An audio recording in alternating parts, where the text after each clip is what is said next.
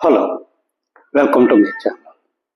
ఈరోజు ఈ వీడియోలో మనం వైఎస్ఆర్సిపి నాయకులు కొంతమంది చేస్తున్న వ్యాఖ్యలు ఆ పార్టీ పట్ల ప్రజల్లో చులకన భావం రేకెత్తించడానికి అవకాశాలు కల్పిస్తున్నారు. ఈ మధ్య హిందూపురం మాజీ ఎంపీ గారు అనేటువంటి శ్రీ గోరట్ల మాధవ్ గారు తిరుపతి విషయంలో కొన్ని వ్యాఖ్యలు చేయడం జరిగింది. దీని గురించి మనం ఈ వీడియోలో కొద్దిగా తెలుసుకుందాం. ముందుగా ఈ ఛానల్ సబ్స్క్రైబ్ చేసుకోకపోతే ప్లీజ్ ఈ ఛానల్ సబ్స్క్రైబ్ చేసుకోండి. ఈ ఛానల్ అభివృద్ధికి మీ వంతు సహకారం అందిస్తారని ఆశిస్తున్నాం.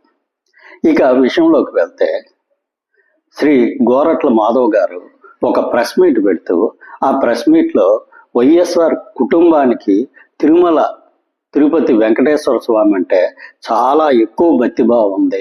చంద్రబాబు నాయుడు గారికి అసలు తిరుపతి మీద ఏమాత్రం గౌరవభావం లేదని వ్యాఖ్యానిస్తూ దానికి ఉదాహరణగా శ్రీ జగన్మోహన్ రెడ్డి గారి ముత్తాత గారికి వెంకటరెడ్డి అని పేరు పెట్టుకున్నారు.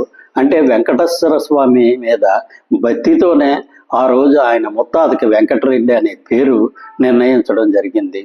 కానీ చంద్రబాబు నాయుడు గారు ఆయన పిల్లలకు కానీ ఆయన తండ్రులకు కానీ ఆయన తాతలకు కానీ ఎవరి పేరు కూడా వెంకటేశ్వర స్వామి వచ్చేటట్టుగా ఎవరూ పెట్టుకోవట్లేదు.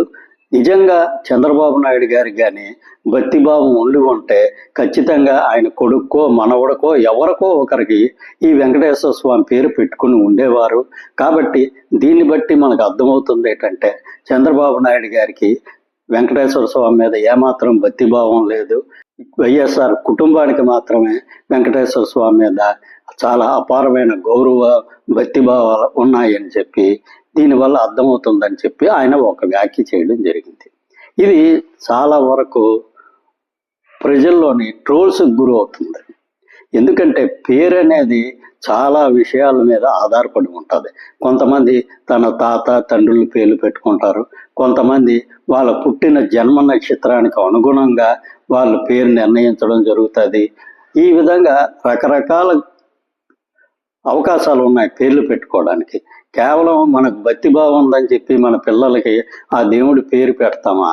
ఒక రాజకీయ నాయకుడిని అభిమానిస్తున్నాం, జగన్మోహన్ రెడ్డి గారు అంటే ఆయనకి అభిమానం ఉంది, అలాగని వాళ్ళ పిల్లల పేర్లు జగన్మోహన్ రెడ్డి గారి పేరు పెట్టేసుకోరు కదా అంతమందిని.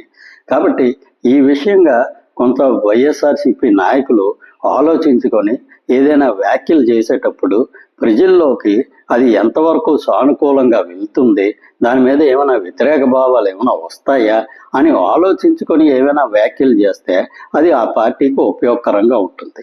అంతేగాని మేము స్పోక్స్ పర్సన్గా ఉన్నాం కాబట్టి ఏదో మీడియా ముందుకు వచ్చి ఏదో మనకు తోచిన విమర్శ మనం చేసేద్దాము అని అనుకుంటే ఆ పార్టీకి వాళ్ళు నష్టం చేకూర్చే అవకాశం ఎక్కువగా ఉంటుంది. Thank you. ఈ వీడియో నచ్చినట్లయితే ఈ ఛానల్ సబ్స్క్రైబ్ చేసుకోండి. Thank you very much.